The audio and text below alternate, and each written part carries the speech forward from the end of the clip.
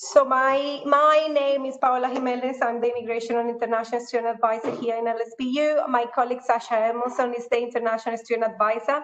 If you have any questions, she will be responding to you in the Q&A. Feel free to ask her questions, as she'll be more than happy to help you.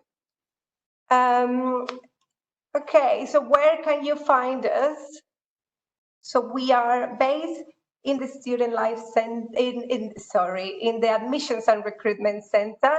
Unfortunately, at the moment, the Admissions and Recruitment Center is not really open for students. This is due to COVID, but this is where we're based. We're looking to perhaps have some sort of availability in the Student Life Center, but this has not yet been confirmed. At the moment, you can contact us on the numbers that are there. And also by email.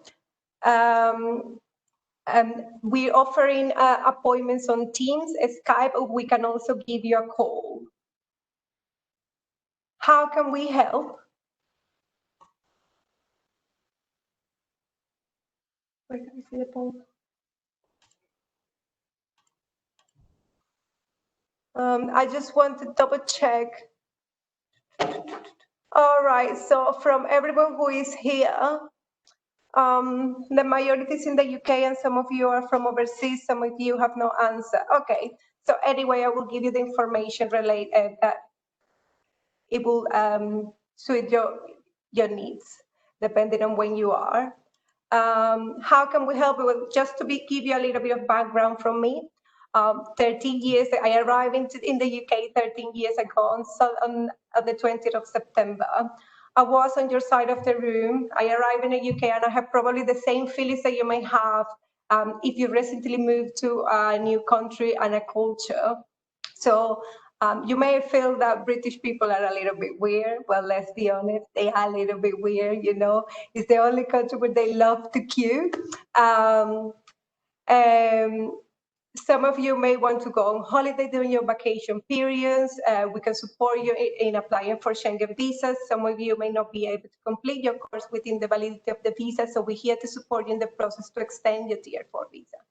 So some of you may feel homesick, and some of you may just want to, you know, settle into life. The culture shock is maybe a little bit different. The food is definitely different. The weather it may be different. People may not be as friendly as it is in your country. So for all these things, we're here to listen to you and to help you. Okay, so we are specialists in immigration advice, especially for those who are on a Tier 4 visa. So we also offer advice in the startup visa, doctor extension scheme. And for those European students who, well, we never really thought that it was going to be possible for you to need a visa to come to the UK. Well, from November the 5th, European students are subject to visa. However, if you are already in the UK, don't worry, you only need to apply for the pre-settlement scheme. But we can give you some information about this if you send us an email. Applying for the pre-settlement scheme is very easy and free of charge, and you will be able to apply for it if you arrive in the UK before the 31st of December 2020. For those students who are not yet in the UK and will be joining us from January, we can support you in the process of getting your CAS and apply for visa. For the European students who are overseas that are not planning to come before the 31st of December, we recommend you that you arrive just before that so you qualify, meet the requirements for the pre-settlement scheme. We also offer welfare advice. So we could give you advice on how to stay healthy in the UK, settling into life and culture shock, practicalities of living in the UK. Or if you want to talk to anyone about something, just please give us a ring. Please get in contact with us. We're more than happy to help you. All right, so let's go with the important information. Some of you may be fully enrolled, some of you may not be fully enrolled. So for those students who are fully enrolled, you'll be able to get a student status letter. What is the student status letter? It's a confirmation on your enrollment with LSPU. when will you require a student status letter? You will require this to open a bank account. You will need your overseas address and your UK address. The council tax. For those students who are on a tier 4 visa, you will require this. It has the term type days on your letter. So if you, as you know, you're only allowed to work 20 hours a week. So and then full time on holiday. So it has the term type days. So if you want to work full time, you will need this letter. And also, when you go overseas, when you leave the UK to visit your family back home, you will need this letter to return back to the UK. And you will need this letter also for the GP registration. Where can you get this letter? You can get this letter in the student portal. So in that link that you see there. Also, you can request a hard copy in the Student Life Center. Okay, so how to open a bank account? So I am not going to tell you which bank you should use because, you know, I really, yeah, some banks may offer different things. So you just need to make sure that you open a student account that cater for your needs. Make sure it's a student account because other accounts may charge you a monthly fee. You don't need that. And just the students accounts are really good. Some of these accounts will give you a Spotify memberships and will give you all the freebies. Just make sure you don't choose the provider just by the freebies. So just make sure you actually do a little bit of research and make sure that they cater for your needs. Students who are overseas and are planning to return to come here in January, you could start applying online for bank accounts before arrival to the UK. Maybe not just now because you're not planning to be here probably until January. But when you're already in the process of your CAS and everything, one week before arrival to the UK, you can look for the banks that you want to open a bank account and you can start the application online. And then when you arrive in the UK, you will have to go there with your passport, with your visa, and with the student letter. And then basically you will be almost sorted. And the fact that because you'll be fully enrolled already, so you'll be able to get the student status letter. So yeah, so just make sure if you want to get ahead with these things that are really important, just do it when you know exactly when are you coming to the UK. Okay, so how do I open a bank account? So you will need your passport and your visa. Of course, visa is only for those of tier 4. European students don't need a visa. You will need a letter confirming the proof of address and a study details. So that will be the student status letter, which I spoke about earlier. And an opening deposit. It doesn't have to be millions. It can be like a £10 or something, just a small deposit. Things you should bear in mind is that you need to tell your bank account if you change address. So yeah, if you change address, you don't want this sensitive information to go to anyone else's address. Also tell your bank that, for example, if you are leaving the UK for a long period, let's say during COVID, a lot of students left the UK. So you need to make sure that you tell the bank that you are going to be away for a long time, because even if you have money in the bank account, if they don't see any movement, they could potentially close the account. So just make sure you inform your bank. Also, when you go on holiday, just to avoid blocks in transactions. They probably think it's fraud. Also let them know that you're going to be on holiday, so you can spend your money easily without any worries. All right, so how to stay healthy in the UK? So the National Health Service, which is the NHS, is the UK state health service which provides treatment to all UK residents. So are you entitled to the NHS treatment? So yes. So for those who are on a tier 4 visa, you probably pay for the immigration and health surcharge. And that will mean that you can use the services that every UK resident use. You just need to make sure that you register with the GP. For those in the European Union, those who arrive, I hope you really apply for the EHIC card, which is the European Health Insurance Card. before arrival, you cannot apply for that card here. This is basically a contractual agreement between the UK and European Union. Of course, this may change after the 31st of December 2020. How to register the GP? Well, we call it the GP is the general practitioner. My recommendation for you is that you register as soon as possible. The weather is changing. Today is an amazing day. We have 30 degrees today. I think this is the last spell of summer that we're going to have. But just make sure you register. It's really important that you register, especially with COVID. And also winter is coming. Winter is just around the corner. We don't want you to get you sick. GPs may be working differently at the moment. So, but you need to make sure that you register. So in order to register, all GPs have a catchment area. So you need to, you can only register to the GP in your catchment area. How do you know which one is your catchment area? If you go to the NHS website and type your postcode, it will give you a list of GPs where you can register to. Some of these GPs, you can start application online, and then they will contact you within 7 to 10 days for you to go and take the documents with you. What documents do you need? You will need a passport, evidence that you're a student, and evidence of your UK address. The reason why they need evidence of your UK address will be just to make sure that you are living in their catchment areas. Okay, so if you're staying in the halls of residence in LSBU, you probably have already been given the details to register with the GP. If you're staying in private accommodation, just make sure you type your postcode in the NHS website.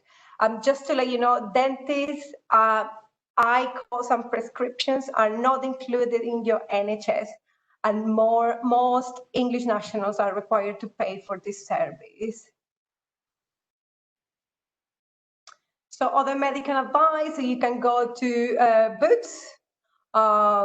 This is where you can buy like over-the-counter medicines or also pick up prescriptions. Please note, unless you're exempt from paying the prescriptions, you will be required a fee of £9.20. I understand that due to COVID, the GPs are minimizing the number of face-to-face appointments. So you will need to give a call, and you will have a phone appointment initially, and then the doctor will assess whether you need to be seen in person, and they will refer you to a specialist if needed. You can also contact the NHS. The number that is there is 24 hours, and you can also visit the website. It's a very comprehensive website. If you cannot wait for someone to call you, you can go to the accident and emergencies. The nearest one to LSBU, if you're staying in LSBU, is on Westminster Bridge, which is near the London Eye, and the Houses of Parliament, where the Big Ben is. Also, you can call 111 if you need fast medical help, but it's not a life-threatening situation. In an emergency, of course, if you know it, that you can probably just dial the number that is the right number for your home country. But if you are in the UK, just dial 999, and this is in case if you see a crime that is basically being committed, just dial that number. If you're on campus, you can call the LSBU emergency number, which is 6666, and this includes the students that are staying in the halls of residence. Council tax. So what is the council tax? It's a payment for the local authorities to provide rubbish collection, the police and the fire brigade. As a student, as a full-time student, you don't have to pay. So for example, if you are staying in the halls of residence provided by LSBU, you don't need to provide any letter because it's exempted. If you're staying in a private accommodation occupied only by students, each of you will need to have a council tax letter. Okay. Another frequently asked questions about the council tax. If you live with non-students, so You should be exempt if your spouse, civil partner, or dependent is not a British citizen, has been given permission to be in the UK without no recourse to public funds.